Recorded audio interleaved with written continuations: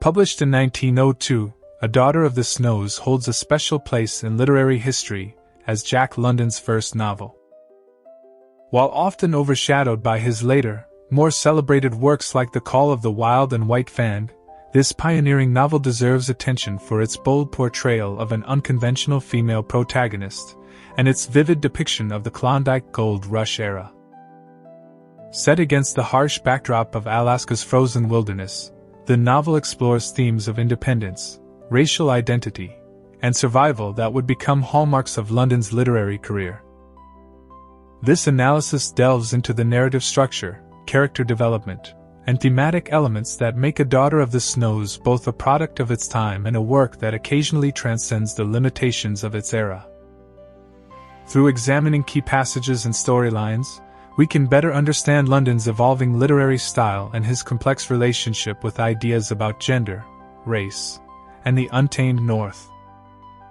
Plot overview: A Daughter of the Snows follows the adventures of Frona Wells, a strong-willed, highly educated young woman who returns to her birthplace in the Yukon after completing her education in Europe and the United States.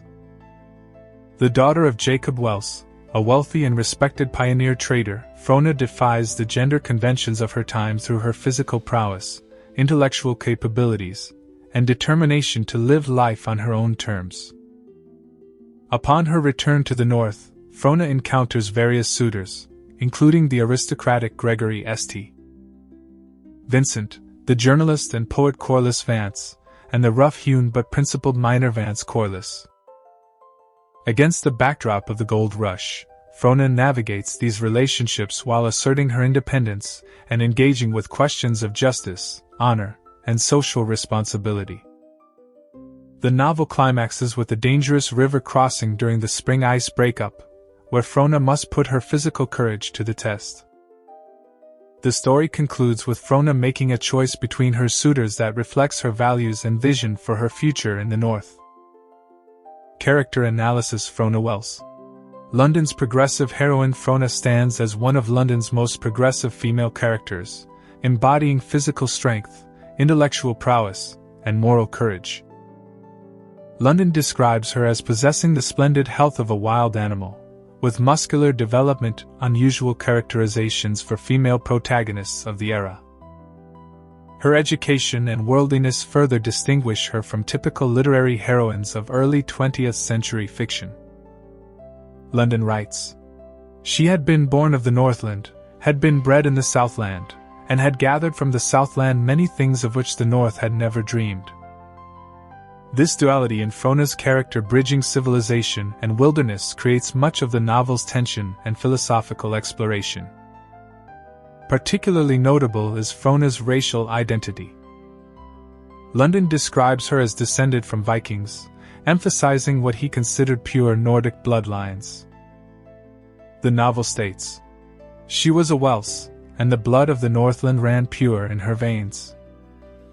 This focus on racial heritage reflects London's problematic embrace of social Darwinist theories popular during his time, yet Frona's character sometimes transcends these limitations through her defense of marginalized individuals. Jacob Wells. The pioneer father Jacob Wells represents the pioneering spirit that conquered the North.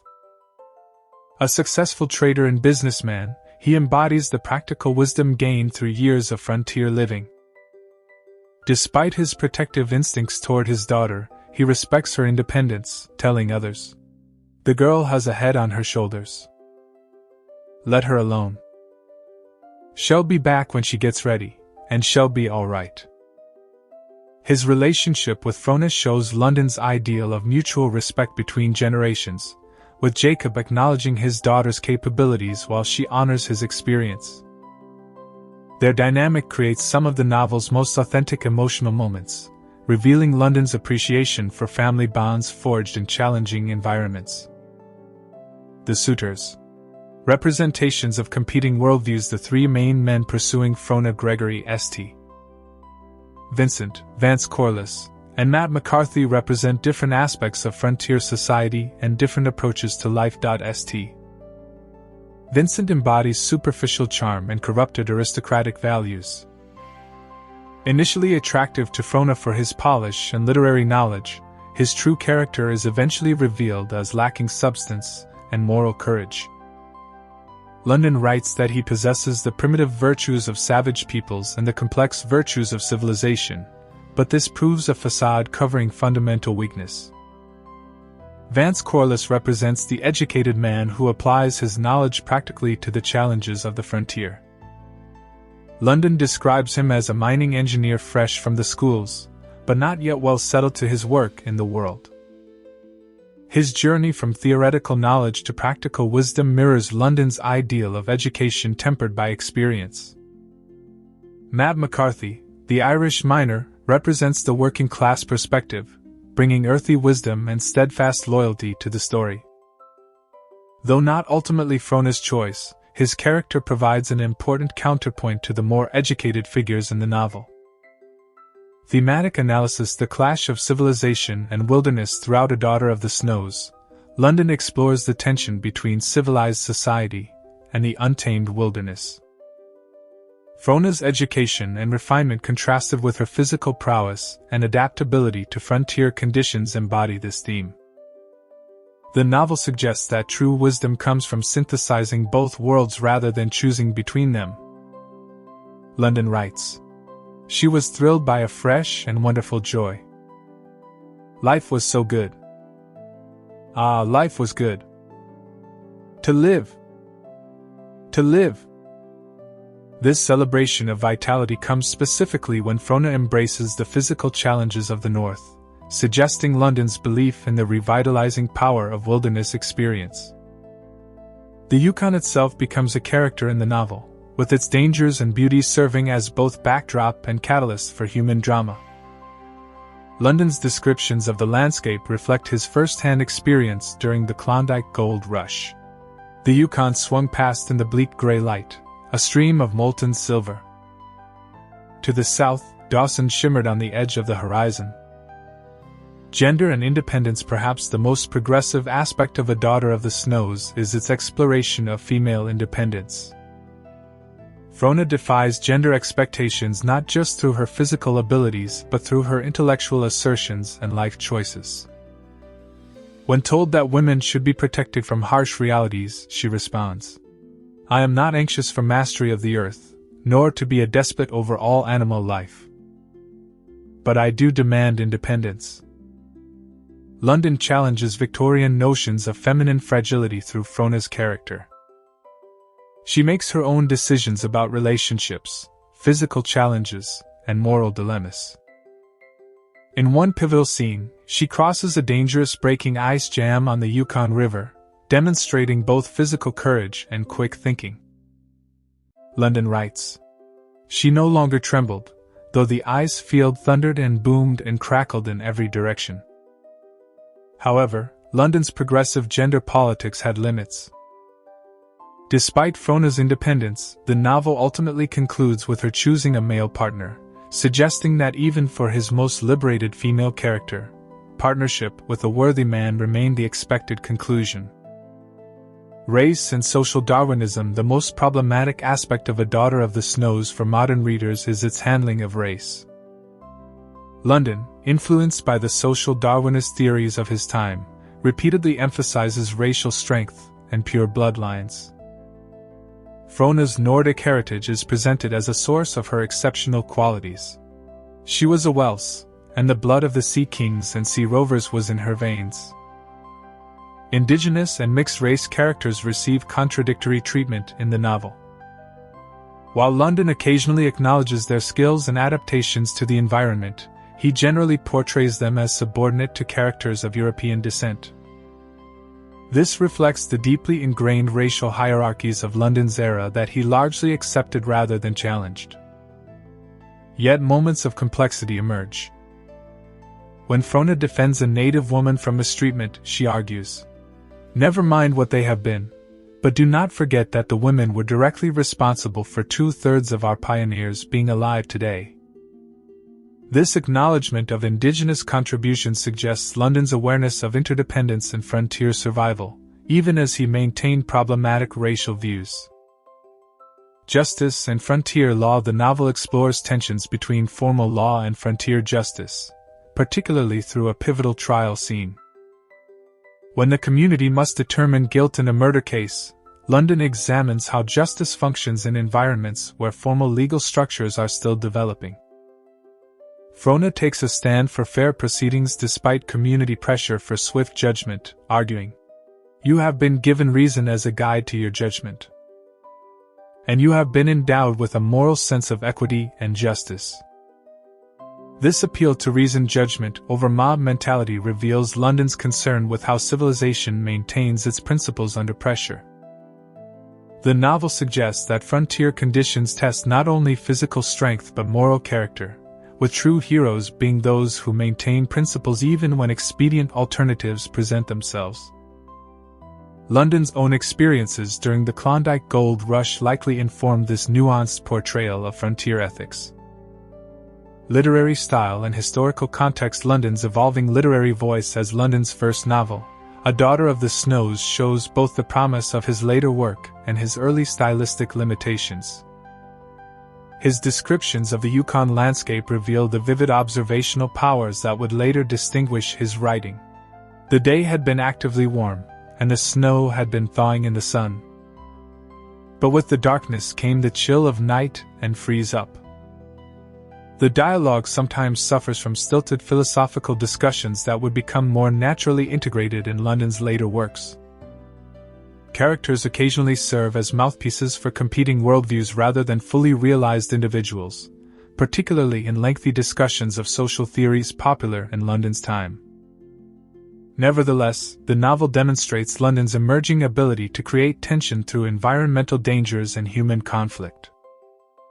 The ice breakup scene particularly showcases his talent for action writing. The ice groaned and travailed.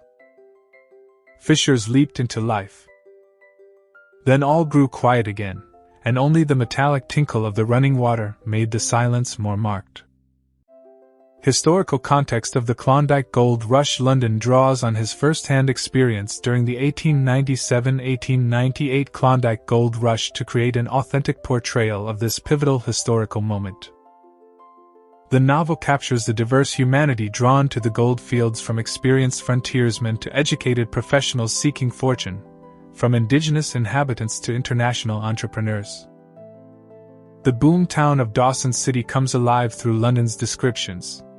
Men from the ends of the earth had gathered there, and their women with them, women of the last frontier and the previous ones. This multicultural frontier community forms a microcosm where London explores broader questions about civilization, justice, and human nature.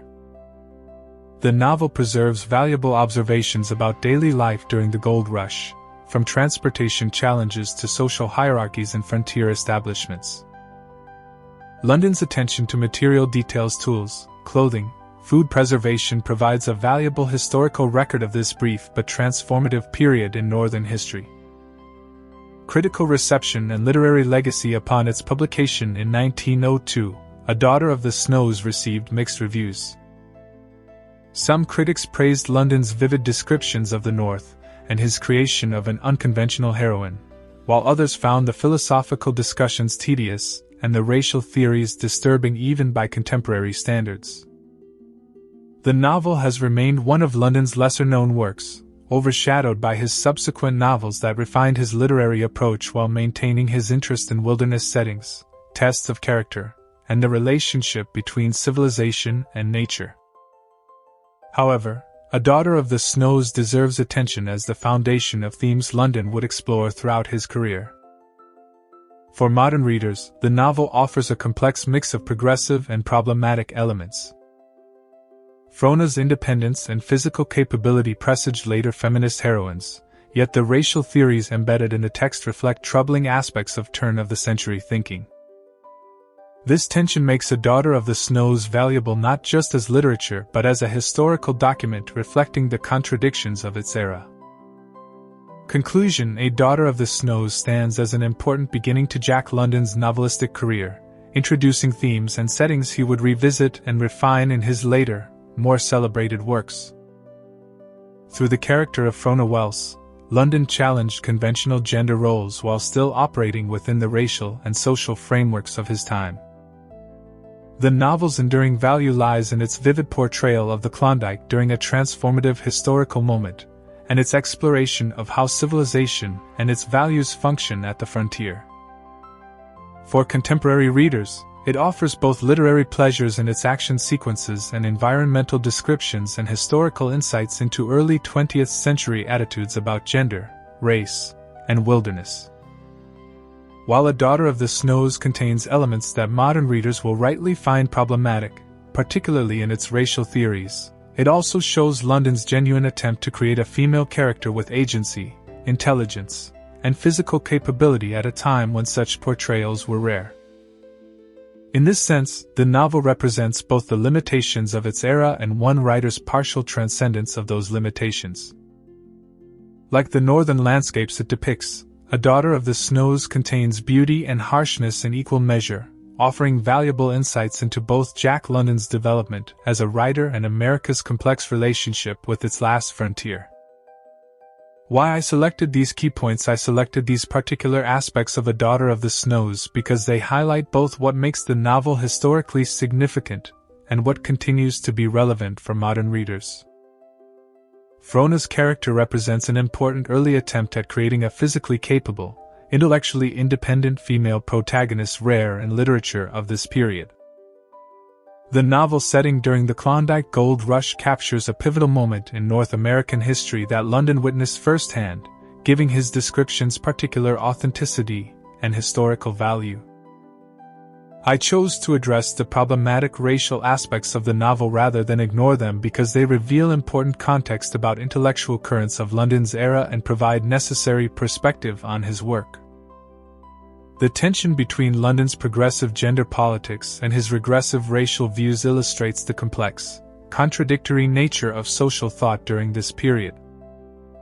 The selected passages showcase London's descriptive powers, particularly in natural settings, which would become hallmarks of his literary style. They also highlight the philosophical questions about civilization, wilderness, and human nature that would preoccupy London throughout his career, making this first novel an important foundation for understanding his later, more refined works.